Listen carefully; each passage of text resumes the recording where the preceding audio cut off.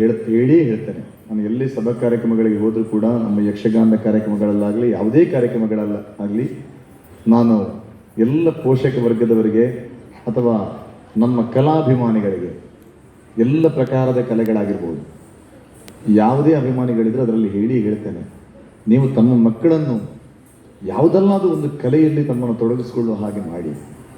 ಅದು ಭರತನಾಟ್ಯ ಆಗಿರ್ಬೋದು, ಸಂಗೀತ ಆಗಿರ್ಬೋದು, ಯಕ್ಷಗಾನ ಆಗಿರ್ಬೋದು, ಏನೇ ಇಲ್ಲದಿದ್ರೂ ದೇವಸ್ಥಾನದಲ್ಲಿ ಭಜನೆ ಆಗುವಾಗಾದರೂ ಅಲ್ಲಿ ಕೂತ್ಕೊಳ್ಳಿಸಿ ಆ ಮಕ್ಕಳನ್ನು ಅದರಲ್ಲಿ ಪಾಲ್ಗೊಳ್ಳುವ ಹಾಗೆ ಮಾಡಿ ಅಂತ ಪ್ರತಿ ವೇದಿಕೆಯಲ್ಲಿ ಅಮೆರಿಕದಾದ್ಯಂತ ಹೇಳಿದ್ದೇನೆ, ಯುರೋಪ್ ರಾಷ್ಟ್ರಗಳಲ್ಲೂ ಹೇಳಿದ್ದೇನೆ.